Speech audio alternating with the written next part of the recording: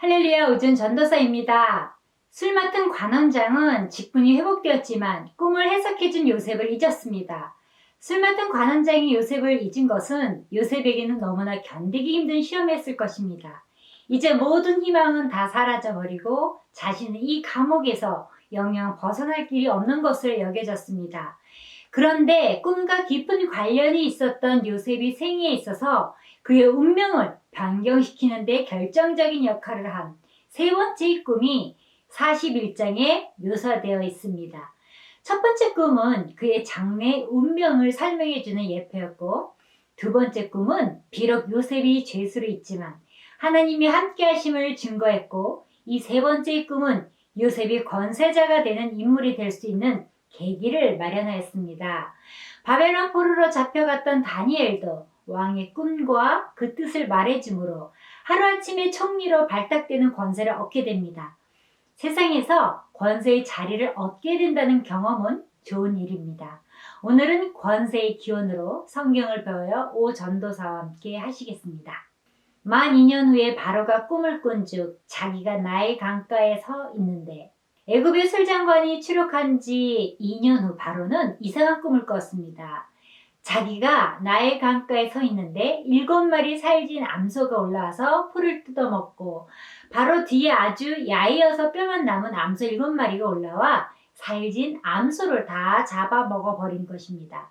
그래서 잠에서 깼다가 또 잠이 들었는데 곡식단 가지가 하나 있는데 거기에 7가지가 생겨나고 알곡이 되어 참 보기 좋게 살진 알곡이 열렸습니다. 그 뒤 7개의 가지를 가진 곡식단에 쭉정이만 있는 곡식이 이 좋은 곡식단을 다 먹어버리고, 그 다음에도 여전히 쭉정이만 있는 것이었습니다. 그는 그 꿈이 심상치 않음을 느끼고 애굽의 점술가와 현인들을 모두 불러 꿈을 해석해내라고 불호령을 내리자 그 누구도 이 꿈을 해석하지 못했습니다. 이들은 신비한 종교적 지식을 소유한 제사장 계급에 속한 자들로서 당시에는 왕의 꿈을 해석하는 사람들이 많았습니다. 아셀이라는 위경책에 보면 바로가 점술가와 현인들을 반만 축내는 사람이라고 하며 죽이려고 한 이러한 상황 속에 술장관은 과거에 자기의 꿈을 해석해 주었던 요셉을 기억해내었고, 요셉은 바로 앞으로 불려왔습니다.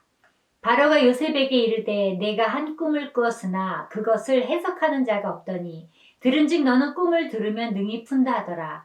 요셉이 바로에게 대답하여 이르되 내가 아니라 하나님께서 바로에게 편안한 대답을 하시리이다. 바로의 꿈을 해석하지 못하고 전전긍긍하던 애굽의 점술가와 현인들과는 달리 요셉이 이에 대하여 해석한 것은 바로에게 꿈을 주신 이도 여호와시며 그 꿈에 대한 해석을 요셉에게 보여주신 이도 여호와이심을 분명히 증거해 줍니다. 요셉은 하나님의 지혜로 바로의 꿈을 명쾌하게 해석해 주었으며 꿈에 대한 해결책까지 알려주었습니다. 앞으로 7년간 애굽에 큰 풍년이 다가올 것입니다. 그 다음 7년 동안 큰 흉년이 와서 그 풍년은 흔적 없이 사라지게 될 것입니다. 같은 메시지를 2번 꾼 것은 하나님께서 반드시 이루시겠다는 것입니다.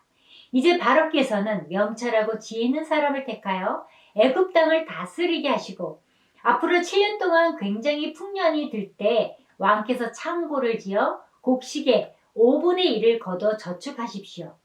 그래서 이 풍년이 지나고 흉년이 다가왔을 때 그 양식을 팔면 부자가 될 수 있습니다. 라고 말했습니다. 바로와 그의 모든 신하가 이 일을 좋게 여긴지라. 바로가 그의 신하들에게 이르되 이와 같이 하나님의 영에 감동된 사람을 우리가 어찌 찾을 수 있으려 하고 요셉에게 이르되 하나님이 모든 것을 내게 보이셨으니 너와 같이 명철하고 지혜 있는 자가 없도다. 너는 내 집을 다스리라. 내 백성이 다 내 명령에 복종하리니 내가 너보다 높은 것은 내 왕자뿐이니라. 바로로부터 명철과 지혜를 인정받은 요셉은 애굽의 제2인자가 되었습니다. 즉 요셉의 권한이 제한되는 것은 바로 자신에 대해서뿐입니다. 이는 분명 전례를 찾아볼 수 없는 파격적인 인사조처로 뭇사람들의 논란뿐만 아니라 강한 반발과 이의를 제기받을 수 있는 일이었습니다. 그런데도 37절에 바로와 그의 모든 신하가 이 일을 좋게 여긴지라 라고 기록되었듯이 전혀 그러한 충돌이 없었던 점은 절대 주권자 되신 하나님은 우리를 높이기도 하시고 낮추기도 하시는데 하나님이 높이시면 낮출 자가 없고 낮추시면 높일 자가 없는 것입니다. 바로가 또 요셉에게 이르되 내가 너를 애굽 온 땅의 총리가 되게 하노라 하고 자기의 인장 반지를 빼어 요셉의 손에 끼우고 그에게 세마포 옷을 입히고 금사슬을 목에 걸고 자기에게 있는 버금 수레에 그를 태우매 무리가 그의 앞에서 소리 지르기를 엎드리라 하더라. 바로가 그에게 애굽 전국을 총리로 다스리게 하였더라. 바로가 요셉에게 이르되 나는 바로라. 애굽 온 땅에서 내 허락이 없이는 수족을 놀릴 자가 없으리라 하고 바로는 요셉에게 관직을 맡긴 후 먼저 인장 반지를 그에게 주었습니다. 인장 반지란 반지에 자신의 신분을 나타내는 인을 새긴 것으로서 어떤 일을 제거할 때 도장처럼 찍어 사용할 수 있게 만든 것입니다.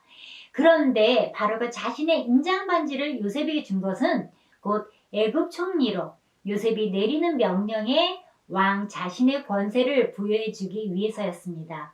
그리고 그에게 세마포 옷을 입혔는데 세마포 옷은 당시 애굽의 고관들이나 제사장들이 입었던 옷입니다. 요셉은 이러한 옷을 입음으로써 그의 권세를 외부적으로 드러낼 수 있게 되었습니다. 그가 요셉의 이름을 사브낫 바네아라 하고 또 온의 제사장 보디베라의 딸 아스낫을 그에게 주어 아내로 삼게 하니라. 요셉이 나가 애굽 온 땅을 순찰하니라. 바로가 요셉에게 직접 애굽 이름을 주고 또한 태양신을 섬기는 중심지인 온이라는 지역의 유력자인 제사장 보디베라의 딸 아스낫을 그와 정략적으로 결혼시켜 이방인 요셉이 아니라 그를 완전히 애굽화시키기 위한 조치인 듯합니다. 한편 바로가 요셉의 아내를 특별히 애굽 제사장의 가문에서 선택해준 것은 그를 왕족에 따르는 대접을 해주었음을 의미합니다. 왜냐하면 애굽의 왕들은 대개 왕비를 제사장 가문에서 취하기 때문입니다. 그런데 여기서 사브낫 바네아라는 이름의 뜻이 정확히 무엇인지에 대하여서는 의견이 분분하지만 대체로 생명의 구원자로 풀이합니다. 요셉이 애굽 왕 바로 앞에 설 때 30세라 그가 바로 앞을 떠나 애굽 온 땅을 순찰하니 요셉이 애굽 왕 바로 앞에 설 때에 30세라는 것은 특별한 의미를 가진 것입니다. 30세란 것은 한 국가의 지도자가 되기 위한 공적인 연령입니다. 히브리인들에게 있어 이 나이는 성인으로서 본격적인 활동을 할 수 있는 나이이기 때문입니다. 물론 요셉은 그것을 알았을 리 없었습니다.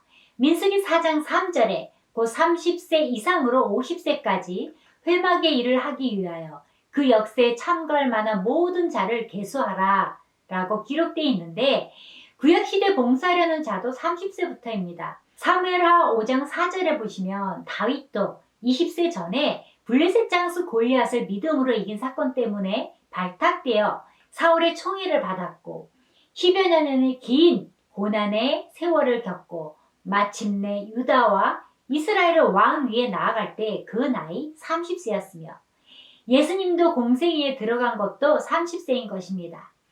하나님은 사실 그때를 기다리시면서 요셉을 2년간이나 더 감옥에 머물러 두게 하신 것입니다. 요셉은 애굽 온 땅을 순찰하였습니다.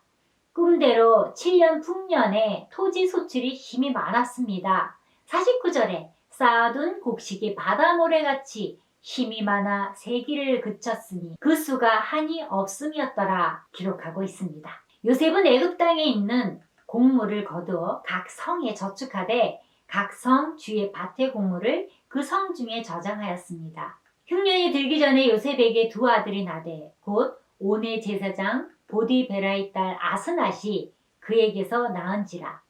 요셉이 그의 장남의 이름을 므낫세라 하였으니 하나님이 내게 내 모든 고난과 내 아버지의 온 집이를 잊어버리게 하셨다 하며 차남의 이름을 에브라임이라 하였으니 하나님이 나를 내가 수고한 땅에서 번성하게 하셨다 함이었더라. 여기서 므낫세란 이름을 하나님이 나로 나의 모든 고난과 나의 아비의 온 집 일을 잊어버리게 하셨다는 의미입니다. 즉 요셉은 첫 아들을 얻자 자기를 귀한 지위로 인도해 주신 하나님의 주권적 섭리에 관련시켜서 아들의 이름을 지은 것입니다. 다시 말해 그는 가나안 땅에서는 아무런 지위도 없었으며 애굽에서는 종과 죄수로 지냈으나 지금은 하나님의 은혜로 총리의 지위에 있다는 것을 잊지 않은 것입니다. 차자의 이름에도 역시 요셉의 신앙이 반영되어 있습니다. 즉 하나님이 나로 나의 수고한 땅에서 번성하게 하셨다는 뜻을 가진 에브라임이라는 이름을 지음으로써 여전히 그가 하나님께 감사하는 생활을 하였음을 암시합니다.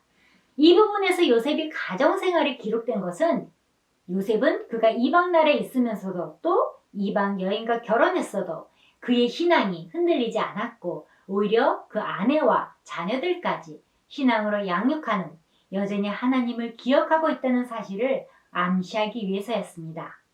각국 백성도 양식을 사려고 애굽으로 들어와 요셉에게 이르렀으니 기근이 온 세상에 심함이었더라. 하나님의 영에 감동된 사람만이 낭국을 헤쳐나갈 수가 있습니다. 요셉의 치적은 애굽뿐만 아니라 인접 국가에까지 미쳐서 모든 지역의 사람들이 애굽에 양식이 있다는 소문을 듣고 살아오게 되었습니다. 마무리합니다. 예수께서 이 땅에 오셔서 십자가에 못 박혀 죽으시고 부활하신 것은 우리를 구원하여 천국에서 영원히 살도록 하기 위함이라는 것, 그 이상의 의미를 지닙니다. 예수님은 믿는 자들에게 하나님 자녀의 권세를 회복해 주시기 위해서 이 땅에 오신 것입니다. 요한복음 1장 12절에는 영접하는 자, 곧 그 이름을 믿는 자들에게는 하나님의 자녀가 되는 권세를 주셨으니 라고 말씀하고 있습니다. 즉 이 말씀을 통해 예수께서 이 땅에 오신 목적을 잘 알 수 있습니다. 그냥 예수님을 믿으면 하나님의 자녀가 되었다고 해도 되는데 하나님 자녀의 권세를 주셨다고 말씀했을까를 잘 새겨 들어야 합니다. 본래 하나님이 사람을 창조하실 때 사람을 하나님의 형상으로 창조하셨고 사람에게 하나님이 만드신 세상을 다스리는 권세를 주셨습니다.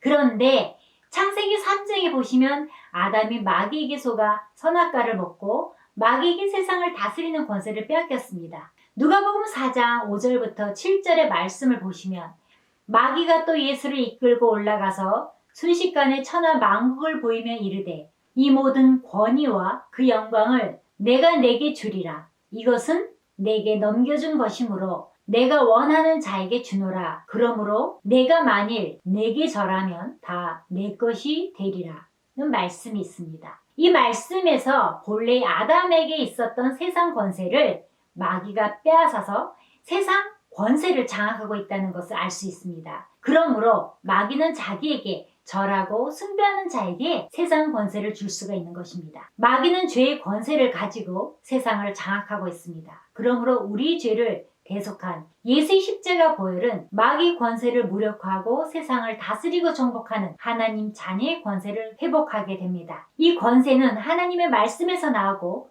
죄를 이기는 십자가의 보혈과 성령의 능력으로 강력하게 역사됩니다. 그러므로 그리스도인이 이 세상에서 하나님의 권세를 가지고 능력 있게 살아가려면 하나님의 말씀을 꼭 붙들고 선포하며 십자가의 보혈과 성령의 능력으로 살아야 합니다. 그래야 하나님의 자녀는 특별히 권세를 누릴 수 있습니다. 하나님의 자녀된 특별한 권세는 무엇입니까? 첫째, 하나님을 아버지라 부르는 권세입니다. 갈라디아서 4장 6절에 너희가 아들임으로 하나님이 그 아들의 영을 우리 마음 가운데 보내사 아버지라 부르게 하셨느니라 하였습니다. 하나님을 아빠라 부를 수 있는 특권을 사용하시기 바랍니다. 둘째, 세상을 이기는 권세입니다. 요한일서 4장 4절에 자녀들아 너희는 하나님께 속하였고 또 그들을 이기었나니 이는 너희 안에 계시니까 세상에 있는 자보다 크심이라 합니다. 하나님의 자녀가 된 자의 권세는 이기는 자가 되는 것입니다.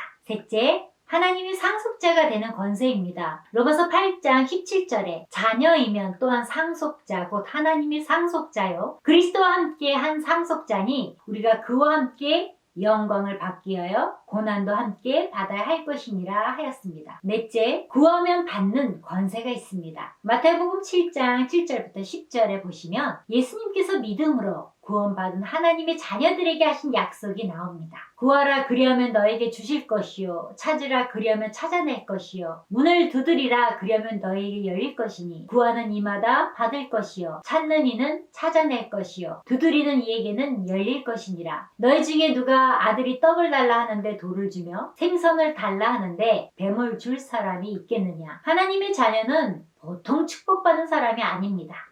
신명기 28장 1절부터 14절에 보시면 하나님께서는 이스라엘 백성이 하나님의 말씀과 그 모든 명령을 순종하면 그들을 세계 모든 민족 위에 뛰어나게 하시고 머리가 되고 꼬리가 되지 않게 하실 것이라고 약속하셨습니다. 여호와께서 너를 머리가 되고 꼬리가 되지 않게 하시며 위에만 있고 아래에 있지 않게 하시리니 오직 너는 내가 오늘 내게 명령하는 내 하나님 여호와의 명령을 듣고 지켜 행하며 내가 오늘 너희에게 명령하는 그 말씀을 떠나 좌로나 우로나 치우치지 아니하고 다른 신을 따라 섬기지 아니하면 이와 같으리라. 아멘.